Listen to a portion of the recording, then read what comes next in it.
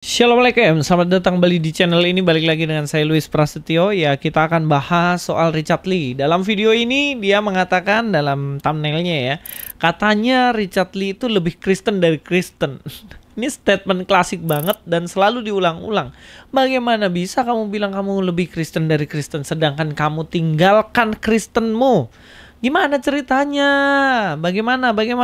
Hanya gara-gara mungkin kamu nggak makan babi, cuman itu. Statement itu sebenarnya statement yang lucu dan aneh. Kita akan bahas itu, tapi sebelumnya saya akan baca komentar ini ya. Ini komentar dari Susu Nasional C2I ya. Justru Dr. Richard itu cerdas akalnya. Dia jadi pengikut Yesus sejati, bukan ngikut Paulus. Dah nggak mau komentar panjang lebar. Dia mengikut Yesus sejati, bukan pengikut Paulus. Ini orang yang mindsetnya udah dicuci otak nih sama ustadz-ustadznya nih. Dibilang katanya Kristen itu ajaran Paulus. Lah bagaimana ceritanya Kristen itu ajaran Paulus? Sedangkan Paulus itu dia mengikut Yesus. Setelah Kristen itu udah ada lama begitu. Ya nggak mungkin itu mengikuti ajaran Paulus. Tapi yang ngaku Yesus, yang ngaku pengikut Yesus sejati nih Richard Lee dan orang ini justru dia pengikut Yesus sejati. Karena apa? Alasannya paling karena nggak makan babi. Karena apa lagi? Nggak makan babi. Kalau mati di kafani dan lain-lain. Mungkin karena itu. Sekarang pertanyaan saya buat kamu-kamu yang cara berpikirnya kayak gitu. Cari dalam Alkitab, cari referensi di mana Yesus pernah mengatakan bahwa kamu tidak boleh makan babi. Nah, katanya kan ajaran Yesus nih. Ajaran Yesus yang benar-benar diikuti. Karena lebih Kristen dari Kristen berarti harus mengikuti ajaran Yesus kan gitu. Sekarang pertanyaannya, di mana dia mengatakan tidak boleh makan babi? Saya cari. Saya tunggu ini, kamu cari. Maksudnya ngapain saya yang cari ya? Ngapain kamu mengatakan gitu kalau baca Alkitab pun nggak pernah. Ngaku lebih Kristen dari Kristen. Persoalannya di mana Yesus mengatakan dia melarang makan babi. Di mana Yesus mengatakan jika kamu mati kamu harus dikafani. Di mana? Nah, kalau persoalannya kayak gitu, mungkin kalian akan bilang, loh buktinya Yesus kalau mati dikafani. Buktinya Yesus tidak makan babi. Loh, sekarang saya tanya, Yesus pada waktu itu tidak menikah. Kenapa kamu menikah? Ya nggak? Logikanya dong, logikanya. Kalau mau logis-logisan. Nah, Yesus tidak menikah, ngapain kamu menikah? Kalau semua tindakan Yesus itu adalah sebuah doktrin dan ajaran, iya nggak? Gak gitu konsepnya, gak gitu mindsetnya. Yesus kenapa dia bersunat? Kenapa dia kalau mati dikafanin? Dan kenapa Yesus dia tidak makan babi? Karena dia hidup di lingkungan Yahudi. Dia hidup mengikuti tradisi budaya Yahudi. Makanya kenapa dia melakukan itu. Tapi bukan berarti Yesus mengatakan bahwa kamu tidak boleh makan babi. Mana? Tidak ada. Tidak ada. Justru ada statement Yesus yang kalau memang kamu mengatakan bahwa dirimu pengikut Yesus sejati, harusnya beberapa statement ini kamu harus lakukan dong. Statement apa itu? Nah, kita akan bahas nih statement Yesus. Sudah pernah baca belum dalam Alkitab? Kan belum pernah kan? Makanya kenapa orang-orang ini hanya membeo. Membeo itu ngikut-ngikuti tanpa tahu dasar. Ya udahlah pokoknya percaya sama ustadz aja. Dimulai dari Ustadz Ahmad Dedat ya dulu ya. Mulai dari dia, kemudian ke muridnya Zakir Naik, dan kemudian ke ustadz-ustadz Indonesia yang cuman ikut-ikutan argumentasi dari Ahmad Dedat. Ya tapi ya mungkin cuman segitu mampunya ya, nggak bisa riset sendiri sih soalnya.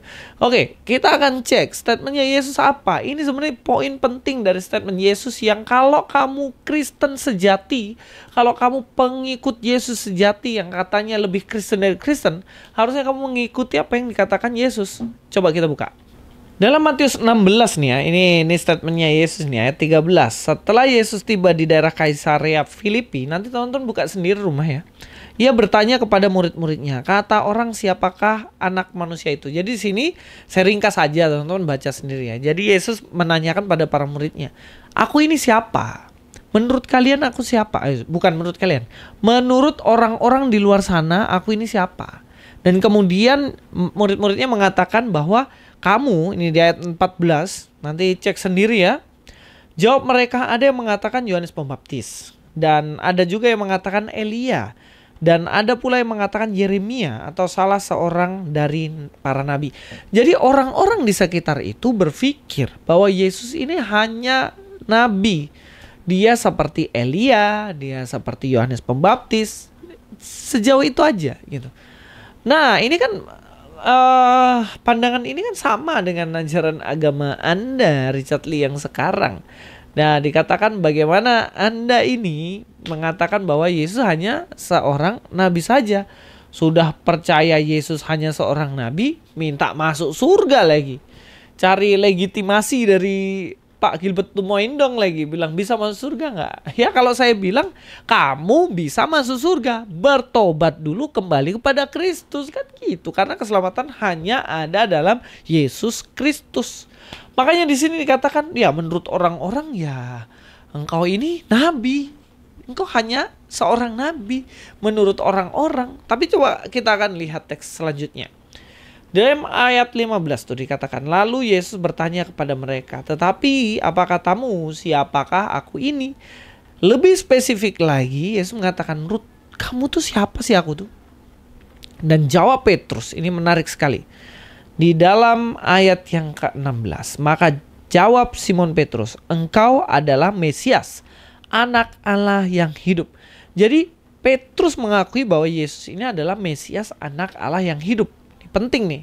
Sampai di sini kalau kita lihat di ayat 17, kata Yesus kepadanya, berbahagialah engkau Simon bin Yunus, sebab bukan manusia menyatakan itu kepadamu, melainkan Bapakku yang di sorga. Jadi kalau kamu ngaku Kristen, lebih Kristen dari Kristen, ikuti statement Yesus.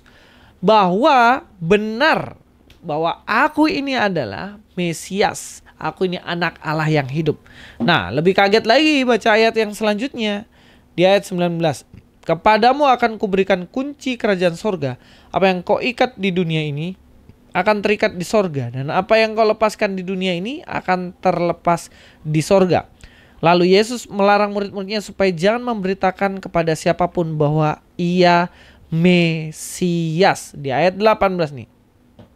Di ayat 18 lebih lagi dikatakan, dan aku pun berkata padamu, engkau adalah Petrus, di atas batu karang ini akan mendirikan jemaatku, dan alam maut tidak akan menguasainya.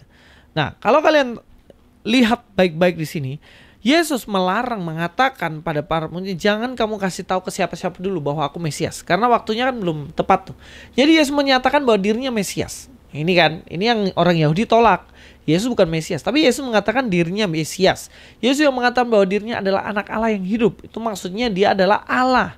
Allah yang menjadi manusia. Dan yang penting, di atas batu karang itu, statement dari Petrus ini, jemaat akan berdiri.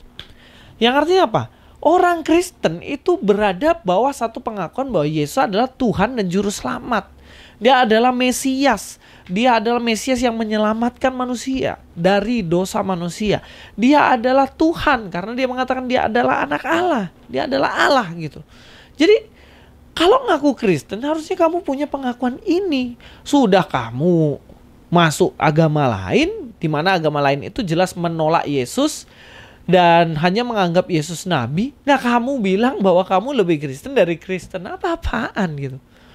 Jangan cuma bilang, ya karena saya ikuti Yesus, saya bersuat, saya ikutin Yesus, bahwa saya ini tidak makan babi lah. Tapi statementnya yang paling penting kamu nggak ikutin. Ya kalau kamu ikutin statement yang paling penting dari Yesus, ya berarti kamu harus percaya bahwa Yesus adalah Mesias, anak Allah yang hidup.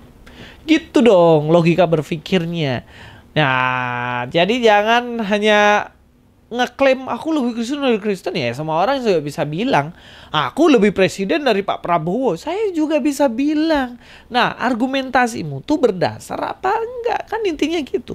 Ada satu statement lagi yang penting ini ya, kita bahas ya. Jangan kaget ini kalau kita bahas ini nih. Ya. Coba ya, dalam Yohanes 4 ayat 25 sampai 26 dikatakan, jawab perempuan itu kepadanya, aku tahu bahwa Mesias akan datang yang disebut juga Kristus. Lalu semua orang tahu bahwa Mesias itu akan datang disebut Kristus. Apabila ia datang, ia akan memberitakan segala sesuatu kepada kami. Kata Yesus padanya, akulah dia yang sedang berkata-kata dengan engkau. Loh, Yesus tuh berkali-kali menyatakan dirinya Mesias. Tidak ada yang lain. Ya, nanti argumentasinya gini, ya kan ada dong yang lain. Kan itu Yesus Mesias bagi Bani Israel. Nah, Bani Israel dia Mesiasnya Yesus. Nah, bagi kami orang-orang Arab ini, nah, Mesias kami yaitu adalah nabi kami. Nabi yang itu gitu loh, yang kalian percayai itu. Nah, persoalannya, Bos. Persoalannya Mesias itu cuma satu aja. Makanya orang Yahudi ketika tidak percaya kepada Yesus yang adalah Mesias, dia masih menantikan Mesias sampai sekarang. Dan dia juga tidak percaya kepada Mesias yang lain, yang tadi tuh. Nah, jadi Yesus juga mengatakan bahwa Mesias cuma dia satu-satunya. Karena jika ada yang mengaku juru selamat lagi, itu bagi Yesus itu bukan yang benar. Mari kita lihat ayatnya ya. Kita lihat ayatnya di dalam Matius ya, kita buka Matius lagi ya. Matius pasal 24 ayat yang keempat. Nanti sekali lagi nanti baca sendiri ya. Nanti baca sendiri, saya nggak tempel teksnya di sini. Teman-teman dengar aja apa yang saya ngomong lah. Matius 24 ayat 4 sampai 5, jawab Yesus pada mereka, waspadalah supaya jangan ada orang yang menyesatkan kamu. Ingat ini, waspada, jangan ada yang menyesatkan kamu, sebab banyak orang akan datang dengan memakai namaku dan berkata, akulah Mesias, dan mereka akan menyesatkan banyak orang. Jadi Yesus sudah mewanti-wanti, hati-hati, nanti akan ada orang yang mengatakan bahwa dirinya Mesias dan dia akan menyesatkan banyak orang. Itu bukan saya, karena Mesias satu-satunya ya saya, nggak ada yang lain gitu. Nah, ini mesti hati-hati nih. Makanya di sini statement ini dikonfirmasi lagi dengan ayat-ayat yang lain. Nah, kita buka lagi ya. Di dalam Matius pasal 16 ayat 18. 1 Yohanes 4 ayat 1, sorry. Saudara-saudara yang kekasih, janganlah percaya akan setiap roh, tetapi ujilah roh-roh itu. Apakah mereka berasal dari Allah? Sebab banyak nabi-nabi palsu yang telah muncul dan pergi ke seluruh dunia. Ini makanya Yesus sudah mewanti-wanti nih, Mesias cuman saya. Jangan ada yang mengaku lagi Mesias. Karena itu akan banyak orang mengaku. Sama kayak ada satu aliran apa ya, gereja Tuhan yang Maha Kuasa kalau nggak salah di Facebook tuh. Tapi nggak tahu sekarang itu apa namanya, karena namanya berubah-berubah. Karena dia mau manipulasi, katanya Kristen padahal bukan. Itu dia mengatakan bahwa Yesus sudah datang ke dunia, Mesias sudah datang yang kedua kalinya. Dia datang sebagai orang Cina dan dia perempuan. Nah, perempuan, ini nih kan contoh-contoh Mesias palsu nih. Ini bahaya nih, yang begini-begini nih. Ya sudah ingatin, Mesias satu-satunya cuma saya, nggak ada yang lain. Bukan saya, tapi Tuhan Yesus mengatakan bahwa dirinya lah Mesias satu-satunya, nggak ada yang lain. Jadi nggak bisa berargumentasi dan mengatakan, oh iya itu kan Yesus tuh Mesias untuk Bani Israel. Lu nggak bisa, memang satu-satunya Mesias cuma dia. Ya. Oke ya, kita lihat dalam kitab Matius 24 ayat 4 tadi ya, waspadalah supaya jangan ada orang yang menyesatkan kamu. Sekali lagi katakan seperti itu. Ya intinya begini sih, sebenarnya saya mau bilang bahwa janganlah klaim-klaim konyol saya lebih Kristen dari Kristen. Apa yang kamu tahu tentang Kristen? Kan kamu sudah punya agama sendiri, ya kamu dalami agamamu itu. Jangan mengatakan lebih Kristen dari Kristen. Kayak kesannya orang Kristen ini gak Kristen gitu. Waduh, Kristen aja apa kamu gak tahu? Makanya ada pertanyaan kan, kalau Yesus Kristen, di mana Yesus mengatakan bahwa dia Kristen? Nah, ini orang aneh nih yang tanya kayak gini. Kenapa? Kristen tuh artinya pengikut Yesus. Lah kalau Yesus mengatakan dia pengikut Yesus, nah Yesus yang mana yang diikuti oleh Yesus? Bingung gak kau? Iya gak? Oke, sekarang saya kasih perumpamaan gampang. Nah, ada salah satu artis namanya Afgan. Afgan punya yang namanya fans base-nya ya, namanya Afganisme. Nah, Pernahkah Afgan mengatakan bahwa dirinya adalah Afganisme? Pernah nggak? Bisa nggak dia jadi anggota Afganisme? Ya ora iso rek. Nggak bisa. Kenapa nggak bisa? Ya karena dia adalah pengikut. Dia itu Afgan. Nggak mungkin Afgan mengikuti Afgan. Aduh, ada pertanyaan opo. Oke, itu saja mungkin dari saya. Ya mudah-mudahan orang-orang ini makin sadar lah kalau maksudnya argumentasi itu dibangun dengan dasar yang kuat. Jangan argumentasi dibangun dengan dasar klaim gitu loh. Sudah klaim-klaimnya tanpa dasar yang jelas. Nah, ini berbahaya sekali. Oke, Luis Prasetyo di sini. Sampai jumpa di video selanjutnya. God be with you all.